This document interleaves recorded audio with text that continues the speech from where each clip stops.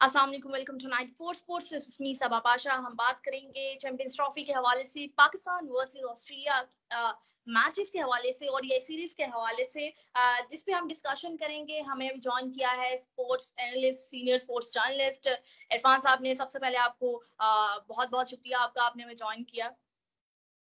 Thank you for having me ji, बहुत शुक्रिया सबा। बहुत शुक्रिया। अच्छा, हम पहले दो टॉपिक्स हैं हमारे पास, हम बात करेंगे अभी पाकिस्तान की ओडीआई सीरीज के हवाले से पहले तो, फिर चैंपियंस ट्रॉफी की जानिब भी बढ़ेंगे। लेकिन आप बताइएगा, पाकिस्तान की कल की जीत जो हुई वो कितना पॉजिटिव है पाकिस्तान क्रिकेट के लिए? देखें, सबसे पहले खुशाइन चीज ये है कि बड़ी न्यूज ये है कि ओबियसली पाकिस्तान ने कुछ 7 साल के टाइम के बाद ऑस्ट्रेलिया में विक्ट्री हासिल की है। और ओबियसली सबसे पहले रिस्पॉन्सिबिलिटी तो आपके कैप्टन पे आती थी कि वो कुछ नया करके दिखाते, क्योंकि बाबर की कप्तानी में हमने देखा कि हम कहीं ना कहीं मोनोटोनस हो जाते थे और कंप्लेसेंट हो जाते थे। एक तो आउट करने के बाद जब हमें वो चाहिए होता था कि अटैक करना है, और जिसे कहते थे किलिंग इंस्टिंक्ट चाहिए होती थी, वो कहीं ना कहीं लैक करती थी। जो अग्रेसिव कैप्टनसी की बात करते हैं वो कहीं ना कहीं लैक करती थी। तो ये रिजवान ने आके कुछ डिफरेंट करके दिखाया, और मेरा ख्याल है कि इनके पास शायद कोई ऑप्शन थी भी नहीं, क्योंकि हमने देखा कि शान मसूद की कप्तानी के ऊपर भी बहुत बात की गई, और शान मसूद के ऊपर भी ये शेड फीट के बाद ये टैग लगा कि वो भी वन डायमेंशनल किस्म के कप्तान है, वो भी कुछ इनोवेशन नहीं करते। तो ये सारी चीजों को आई एम श्योर कि रिजवान देख रहे थे, और रिजवान जानते थे कि मुझे डिफरेंट करना है, टीम को लड़वाना है, अग्रेसिव कप्तानी करनी है, तो मेरा सर्वाइवल का चांस है। अदरवाइज ये जो सब कुछ होता आ रहा है ये मेरे साथ भी होगा। तो रिजवान को सबसे पहले आप क्रेडिट देंगे ओबियसली कि उसने आके पहले मैच में भी अच्छी कप्तानी की। अगर वो कहीं पाकिस्तान बैट की विकेट ले जाता तो वो पहला मैच भी हम जीत जाते। और फिर इसके साथ साथ सबसे दूसरे नंबर पे आपको कहीं ना कहीं टीम सिलेक्शन के ऊपर भी very very basic it is impact player. और दूसरा हम साजिद खान के ऊपर भी मैं जरूर कहना चाहूंगा कि साजिद खान ने जिस तरह आउट किए और एग्रेशन शो किया, और खासतौर पे उन्होंने ओडीआई कप, चैंपियन कप के फाइनल में भी आउट किए थे, तो साजिद खान भी एक ऐसा प्लेयर जरूर था। आज लोग आप बात कर सकते हैं स्टेलिंग पिचेस के ऊपर स्पिनर का ऐसा रोल नहीं होता, बट जिस तरह हमने देखा कि उनका जैम्पा आउट कर रहा है या वो दरमियान में आके कहीं ना कहीं बैट्समैन को ट्रबल करता है, तो साजिद खान भी मेरा ख्याल है कि आपको चैंपियन ट्रॉफी को नजर में रखते हुए, उसको माइंड में रखते हुए, तो साजिद खान को प्रिपेयर करना चाहिए था, आपको लेके चलते, क्योंकि वो एक ऐसा प्लेयर जरूर है कि जो आपको ओडीआई के अंदर भी बेनिफिशियल आपके लिए हो सकता है। तो बाकी coming back to your question, बड़ी शानदार विक्ट्री थी। हारिस रऊफ ने हमने देखा कि हमेशा जहां बॉल सीम और स्विंग करता है, कैरी अच्छा करता है, वो इंटायरली एक डिफरेंट बॉलर हो जाते हैं। तो जैसे ही सैड विकेट्स तो फिर हम देखते हैं कि उनको बेतहाशा रन होते हैं। हारिस रऊफ की क्रेडिट यहाँ पे हमें लगता है कि विकेट्स लेने की एबिलिटी है, दूसरी तरफ वो रन भी बहुत ज्यादा कंसीड करते हैं। वो रन देने की जो विकेट्स लेने का जो बेनिफिट होता है वो पाकिस्तान के फेवर में नहीं जाता। जैसा पहले मैच में भी आप देखें तो उन्होंने 3 आउट तो किए, लेकिन जैसे ही आउट करते थे साथ वो बहुत ज्यादा रन भी दे देते थे। तो उससे क्या होता था कि जो आपने बिल्ड करना होता है अपोजिशन पे, आप वो बिल्ड नहीं कर पाते, और आपकी जो टीम है वो जो फ्रंट फुट पे आती है फिर 2 कदम पीछे चली जाती है। तो हारिस रऊफ ने कल अच्छी चीज क्या की, जहां उन्होंने विकेट्स ली उधर उन्होंने रन भी कंसीड नहीं किए, और उसकी वजह से पाकिस्तान टीम को विक्ट्री में बहुत फायदा मिला। और ऑब्वियसली आप जब तीसरे नंबर पे आप बात करेंगे तो दोनों ओपनर की बात करेंगे। इन पे ऊपर बहुत ज्यादा प्रेशर था। हाँ जी, अब्दुल्ला शफीक के ऊपर बहुत प्रेशर था, कोई एक साथ सिर्फ एक सेंचुरी के कोई खास रन नहीं किए थे। इसी तरह साइम अयूब को ऑब्वियसली वो फखर को और इमाम की जगह पे रिप्लेस करके आए थे, तो उन पे बहुत प्रेशर था, और बहुत बात की जा रही थी कि आपने इनको बिला वजह खिलाई जा रहे हैं, इनको इंडोर्स करी जा रही है, तो T20 का प्लेयर है और पीएसएल की हद तक ये प्लेयर है। तो आपकी टीम ने इन पे बैंक किया, और उसमें फिर अगेन आपको कप्तान के साथ साथ जो नई आपकी सिलेक्शन कमेटी आई है उसको भी आपको क्रेडिट देगा, आकिब जवेद को क्रेडिट देना पड़ेगा, अजहर अली को क्रेडिट देना पड़ेगा कि इन्होंने फिर रिलाय किया। क्योंकि एक चीज सबा थी कि ये दोनों ओपनर बेशक रन नहीं कर रहे थे, एक चीज इनकी अच्छी थी कि आपको इनकी इंटेंट पॉजिटिव नजर आ रही थी। ये जो भी करते थे आपको लगता था कि ये वो जो एक बात कहीं ना कहीं हम करते थे कि जी बाबर रिजवान की जोड़ी पाकिस्तान को विक्ट्री नहीं दिलवा पा रही, वो कहीं ना कहीं बहुत एक शेल में चले जाते हैं। तो इन्होंने आके या फखर के ऊपर भी या इमाम सॉरी जब खेलते थे इमाम के ऊपर भी ये टैग आता था कि इमाम उस तरह तेज नहीं खेल पा रहे, तो इन दोनों ने जितने भी रन करते थे वो आपको लगता था कि कहीं ना ये पॉजिटिव इंटेंस के साथ कर रहे हैं। तो शायद मेरा ख्याल है इनके सर्वाइव होने की रीजन भी यही थी कि टीम मैनेजमेंट सोचा कि इनके साथ आप परसिस्ट करें और इनको एक और अपॉर्चुनिटी दें। और ऑब्वियसली जब इन्होंने कल खेला, और कई दफा होता है कि 165 देखने में तो बड़ा टोटल नहीं है, ये टोटल ट्रिकी टोटल होते हैं कि आप करते हैं, क्या आपने रुकना है या अटैक की तरफ जाना है। तो ये आप देखिए 200 भी ऑस्ट्रेलिया में फर्स्ट तो क्या था, 8 आउट हो चुके थे, तो इन दोनों ने बड़ा के साथ क्रिकेट खेली, बड़ी शॉट्स लगाई, और यही मिसिंग था पाकिस्तानी क्रिकेट के अंदर। तो जहाँ देखा 6 छक्के उसने साइम ने लगाए, 3 अब्दुल्ला शफीक ने लगाए, तो ये तो हम तो पाकिस्तान की टीम को छक्का लगाने ही भूल चुकी थी, खासतौर पे ओडीआई में। वर्ल्ड कप में आपको याद होगा कि हमने कोई 14 मैचेस के बाद एक छक्का लगा पावर प्ले में, हमने छक्के नहीं पावर एक नजर आई थी हमें।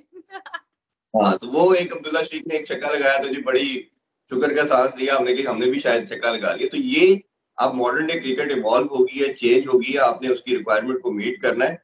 तो ये बड़ा अच्छा साइन है कि आने वाले बच्चे जो है ये इस चीज को रियलाइज करते हैं कि अब हमने अगर सर्वाइव करना है, क्रिकेट खेलनी है, तो ये इसी तरह की खेलनी है। और ये मेरा श्योर पुराने जो हमारे प्लेयर हैं, जो सीनियर प्लेयर हैं, जिसमें आप नाम ले सकते हैं बाबर की, रिजवान की, बाकी एक दो प्लेयर की भी, इनके ऊपर भी अच्छा प्रेशर है। इनको भी अब पता है आगे अगर हमने क्रिकेट खेलनी है, अपने कैरियर के ऊपर लॉन्ग करना है, हमें इनके टैलेंट पे कोई डाउट नहीं है, बट ये प्रेशर पॉजिटिव वे में लेना चाहिए। उनको चाहिए कि अगर खेलना है तो हमने रन तेज करने हैं, कि अपना स्ट्राइक रेट को इम्प्रूव करना है। तो ये मेरा ख्याल है कि ये पाकिस्तान क्रिकेट के लिए बहुत ही अच्छी चीज है, शाइन चीज है। बिल्कुल बिल्कुल। अच्छा इरफान, हमने बात की है साजिद खान की भी बीच में, तो Sajid Khan is the player जिसे हमने बिल्कुल साइडलाइन किया हुआ था, हम नहीं खिला रहे थे, उस पर फोकस नहीं था। ऐसा क्यों होता है हमेशा कि जो प्लेयर जब अच्छा परफॉर्म करता है तब उसकी सारी बातें शुरू कर देते हैं, उसे अप्रिसिएशन मिलना शुरू हो जाती है? ऐसा क्यों नहीं होता कि उसे पहले से ही साथ लेके जाया जाए और फिर जब वो उस मुकाम पे पहुंचे तो तब क्रेडिट भी लेना बनता है? बट अनफॉर्चुनेटली ये एक बहुत बैड एस्पेक्ट मुझे नजर आता है। देखिए साजिद खान की अगर बात करें तो जब से यासर शाह ने आपका टेस्ट के अंदर आपकी टीम को बचाया था, तो उसके बाद साजिद और नुमान ही थे जिन्होंने आपको जो 2 साल के करीब विकेट दिलवाई। अच्छा, फिर साजिद खान ने बांग्लादेश में 8 आउट किए थे, पाकिस्तान को वो टेस्ट सीरीज जितवाई। जब उसके बाद वापस आए तो एक सीरीज ऑस्ट्रेलिया की सीरीज में उनसे आउट नहीं हुए थे उस तरह। तो उस टाइम से क्लाइम मुश्ताक कोच थे, तो उन्होंने कहा जी इसका जो नॉन बॉलिंग आर्म है ये मूव नहीं करता, इसका पाँव सही नहीं गिरता। रमीज राजा जो थे वो चेयरमैन थे, तो उन्होंने इनको बाहर कर दिया। तो सबसे पहले तो मेरा ये और रिस्पॉन्सिबिलिटी, अगर कोई नॉन क्रिकेटिंग बंदा मिस्टेक करता है तो हमें दुख नहीं होता। अगर कोई क्रिकेटिंग बंदा मिस्टेक करता है जिसके पास इतना मैस नॉलेज है, इतनी सेंस है, देखिए आपका बाजू नहीं काम कर रहा, नॉन बॉलिंग आर्म नहीं गिर रहा, नहीं मूव कर रहा, तो भाई आपको आउट करके दे रहा, आपने उससे क्या लेना है? अगर आप अश्विन करें तो अगर कहें जी अश्विन का बाजू ठीक नहीं आता, भाई आउट करके दे रहा है, आपको बाजू हिला के क्या कर लेना है? तो ये कुछ इलॉजिकल की बातें हैं, बड़ी इरेशनल बातें हैं। आपको एक प्लेयर परफॉर्म करके दे रहा था, आपको विकेट्स लेके दे रहा था, अभी भी उसने आपको दोनों जो टेस्ट मैच नुमान और साजिद ने जितवाए, और साजिद ने 1% भी अपना एक्शन चेंज नहीं किया, उसी तरह ही उसने आउट कर दिए। तो ये तो आपको एक प्रेसिडेंट मिल गया ना कि ये कई दफा आप जब इरेशनल चीजें करते हैं तो उसका नुकसान होता है। तो आपको जहां आपको आपको एडमायर किया जाता है आपकी पास्ट परफॉर्मेंस की वजह से, आप एज ए कोच जब आते हो, एज ए मेंटोर आते हो, तो आपका फादर फिगर का रोल होता है। तो आपने ना सिर्फ उस इंडिविजुअल के साथ ज्यादती कई दफा कर जाते हैं, कहीं ना कहीं हम हमारे सिस्टम में आप अक्सर क्रिकेट के साथ भी ज्यादती कर जाते हैं। मैं चले ये नहीं कहता कि चले वो जान के की गलती हुई, ये कि आपकी आई तो इतनी जरूर होनी चाहिए ना। देखिए फिर मैं वही बात करूंगा कि अगर क्रिकेटर और नॉन क्रिकेटिंग बंदा गलती करता है तो फर्क है उसमें। अगर क्रिकेटर ऐसी मिस्टेक करता है और फिर आपका नुकसान पाकिस्तान क्रिकेट को होता, तो ये बड़ा अलार्मिंग। और साजिद खान तो मेरे सोर्सेज के मुताबिक पाकिस्तान छोड़ने पे और इधर से जाने के वाले से भी सोच रहे थे, और वो कहीं और सेटल होने के वाले से लीग क्रिकेट की तरफ सोच। वो तो आपने एक मैच दिया उसको चैंपियन कप का, उसने फाइनल जितवाया पैंथर्स को और इस्लामाबाद पैंथर को, उसके बाद आपकी नजर पड़ी कि यार इसके अंदर कुछ है, और सारा क्रेडिट आप देंगे कि जिसने इतना बोल्ड दिया। पहले तो उसने पिचेस बनवाई, जबरदस्ती आपको फोर्स करके इस तरह की पिचेस बनवाई, और ये देखिए उसमें भी कितनी बड़ी ज्यादती हुई कि 3 साल 8 मंथ 11 दिन पाकिस्तान अपनी होम सॉइल पे कोई टेस्ट मैच नहीं जीता। क्यों? आपने देखे सबक बड़ा सिंपल सा था, एक फार्मूला कि आपने देखा कि पहले पाकिस्तान कैसे जीतता था। अच्छा, आपके पास जब वो बॉलिंग की लॉट नहीं थी तो आपने जो यूई के अंदर 10 साल से सत्र की वो स्पिनिंग ट्रैक पे की। आपके पास यासर शाह थे, आपके पास उससे पहले सईद अजमल, अब्दुल रहमान थे, स्पिनिंग स्पिनर आप दुनिया को ट्रैप करते थे, आप नंबर 1 भी बने। यही टेम्पलेट सेट था, तो आपने इम्प्लीमेंट एग्जीक्यूट करना था अपने पाकिस्तान में। अगेन 4 चेयरमैन आए, 26 सेलेक्टर्स आए, क्या किसी का इतना विजन नहीं था? अब वो जैसे रमीज राजा साहब ने कहा कि वो बाबर आजम मेरे से ये पिच बनवाता था। फिर मेरा वही क्वेश्चन है कि अगर क्रिकेटर को कोई आके बेवकूफ बना जाएगा तो फिर आपकी आई किधर की? बाबर अगर बैटर था, मैं हमेशा मानता हूँ, अगर आपका बैटर कैप्टन होगा वो बैटिंग विकेट की तरफ जाएगा, बॉलर कैप्टन होगा वो स्पोर्टिंग विकेट की तरफ जाएगा। ये तो कॉमन सेंस की बात है कि वो अपने आप को भी कहीं ना कहीं सिक्योर करेगा, अपनी उस चीज को भी लेके आएगा कि यार मेरी परफॉर्मेंस भी अच्छी हो। तो ये तो फिर कहीं ना कहीं सिलेक्शन कमेटी और चेयरमैन का, क्योंकि देखिए अकेला कैप्टन तो सब कुछ नहीं है, चेयरमैन का भी रोल है, सिलेक्शन कमेटी का भी रोल है, कोच का भी रोल है, आपने इवेंचुअली देखना कि अगर आपकी टीम जीते। तो ये मेरा कुछ ऐसे हमारे 3-4 साल के अंदर मिस्टेक्स हुई, ब्लंडर हुए, जिसकी वजह से पाकिस्तानी क्रिकेट को नुकसान हुआ।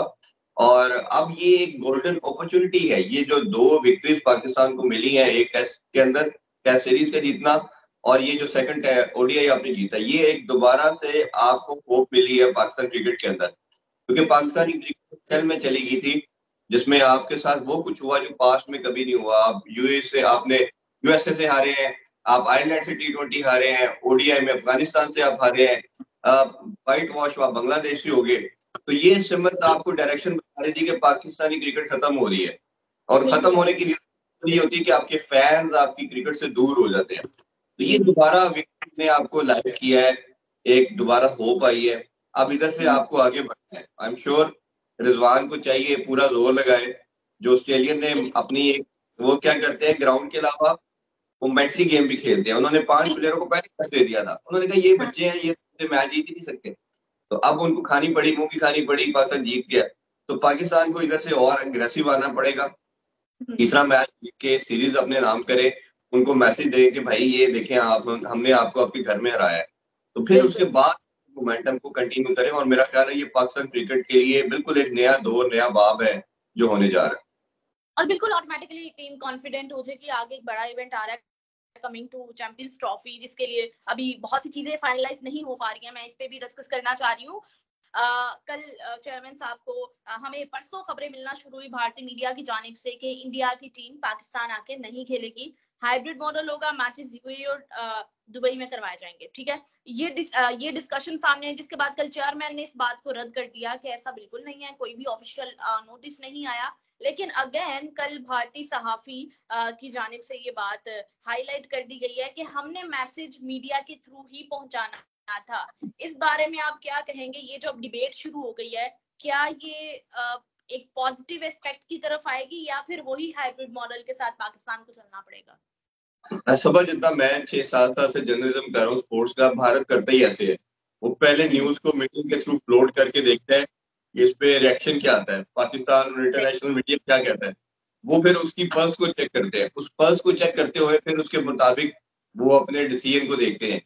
उन्होंने अब ओबियसली पाकिस्तान की पल्स तो उनके लिए शायद इतनी मैटर नहीं करती, पाकिस्तान क्या रिएक्शन है वो आईसीसी और इंटरनेशनल लेवल के ऊपर बाकी टीमों का रिएक्शन भी देखना चाह रहे थे। बाकी तमाम टीमें तो ऑब्वियसली टीम्स कह चुकी हैं कि हम पाकिस्तान आने को तैयार हैं, और उसको कई दफा multiple time Australia, New Zealand, England सब आके खेल के जा भी चुकी है। कोई ऐसी टीम नहीं है दुनिया की जो नहीं है, और अभी भी किसी को प्रॉब्लम नहीं है, ये सिर्फ भारत को है। इधर मेरा मानना यह है कि भारत अपना आखिरी टाइम तक जोर लगाएगा कि पाकिस्तान को किसी तरह बेंड करे, पाकिस्तान को किसी तरह डराए, वो हाइब्रिड मॉडल की तरफ जाएंगे। आपका स्टांस क्लियर होना चाहिए कि हमने एशिया कप में किया, बट भारत नहीं माना, हमने बड़ापन का सबूत दिया, हम वर्ल्ड कप में आपके घर आके खेले। अब आपने अगर आज आप नहीं आएंगे तो हम हाइब्रिड मॉडल पे नहीं जाएंगे। पहले तो स्टांस ये रखना चाहिए पीसीबी को। अगर किसी तरह पे अगर आईसीसी इनको मजबूर करता है, और मुझे लगता है करेगा, क्योंकि आईसीसी का भी उधर ही है और आईसीसी का टिल्ट भी सारा की तरह है, तो वो इनको जरूर करेगा कि आप हाइब्रिड मॉडल पे जाएं और यूई के अंदर दुबई में मैचेस करवा दें। तो फिर आपको एक ट्रीटी साइन करना चाहिए, क्योंकि क्रिकेट को आगे बढ़ना है, आपने कहीं लाइन तो ड्रॉ करनी है। या तो आप उसको एक्सेप्ट ना करें, अगर करें तो आप उनसे रिटर्न एग्रीमेंट करें, टीडी साइन करवाएं, जिसमें जितने भी आईसीसी के अरकान है, जितने भी आपकी कंट्रीज है, कि आपका जो अगला एशिया कप होना है और वर्ल्ड कप होना है 2026 में भारत में, हम भी उसको खेलने नहीं आएंगे और हम भी किसी मेथड के तहत हाइब्रिड खेलेंगे और उधर खेलेंगे। वो आपकी रिजर्वेशन है, वो हमारी है, आप उस पर कंपेल करें। अगर इवन पाकिस्तान इसको भी करने में कामयाब हो जाता है तो ये पाकिस्तान की बहुत बड़ी विक्ट्री होगी। मेरा ख्याल है कि ये दो स्ट्रेटजीज के साथ क्लियर माइंड के साथ जाना चाहिए आपको, कोई एम्बिग्युइटी नहीं होनी चाहिए। मेरा ख्याल है कि मोहसिन नकवी साहब शायद बड़े अरसे के बाद एक वो तगड़ा किस्म का हमें चेयरमैन पीसीबी मिला है, और के ऊपर कर सकते हैं काम। बिल्कुल इंशाल्लाह। और कमिंग टू कदाफी स्टेडियम जो अपग्रेडेशन चल रही है, that is very good to see के काम 24/7 चल रहा है। हम जा रहे हैं, पीसीबी अपडेट भी भेज रहे हैं, तो क्या समझ रहे हैं ये स्टेडियम जो तैयार हो रहा है, नए तर्ज का स्टेडियम, ये कितना पॉजिटिव इमेज क्रिएट करेगा पाकिस्तान की क्रिकेट की वर्ल्ड वाइड? हम देखिए, ये तो बड़ी मस्ट रिक्वायर्ड थी। ये अगर आप देखें तो ये मैं तो कहता हूँ ब्लेसिंग इन डिस्गाइज है कि चैंपियन ट्रॉफी 26 साल के बाद 28 ईयर के बाद इतना बड़ा इवेंट पाकिस्तान होस्ट करने जा रहा है। और उसके साथ साथ आप देखेंगे कई जगहों पे, कराची के खासतौर पर नेशनल स्टेडियम में वो फेंस आ जाता, आगे आपको नजर ही नहीं आता। कदाफी का भी जो यहाँ फॉर बिल्डिंग है वो बेहतर है, उधर से व्यू अच्छा है। बाकी जगहों पे देखेंगे तो आपके स्टैंड के अंदर आपको स्टेडियम का व्यू ठीक नहीं मिलता। इसी तरह कहीं ना कहीं मुझे लगता है कि आईसीसी पीसीबी के जो जितने भी दौरान है वो भी अपने ऑफिस को खूबसूरत बनाना चाह रहे थे। उन्होंने कहा इसी के हमारे ऑफिस भी खूबसूरत बनेंगे, तो उन्होंने अपने भी ऑफिस को खूबसूरत कर ली है, लेविश कर ली है। तो ये भी कहीं ना कहीं उनकी ग्रीडीनेस मुझे नजर आती है। कराची का भी तैयार हो रहा है, रेनोवेशन हो रहा है, पिंडी की भी की जा रही है, तो ये मस्ट रिक्वायर्ड थी। पिंडी की तो सिर्फ 12,000 की कैपेसिटी थी, तो आप इंटरनेशनल स्टैंडर्ड के हवाले से देखें तो दुनिया सारी में 30-35 से कम तो कहीं भी नहीं होती, और ये 40 से कम तो कहीं नहीं होती। तो उसके अलावा उसको आप देखें, अगर आप यूएई के अंदर या इंडिया के अंदर देखें, अभी पीछे इंग्लैंड गया था, इवन इंग्लैंड के जो स्टेडियम देखते हैं तो वो बहुत बड़े हैं, आपके स्टैंड बहुत बड़े हैं, वो आपको व्यू किसी भी जगह पे बैठ के देखें तो आपको बड़ा खूबसूरत व्यू मिलता है।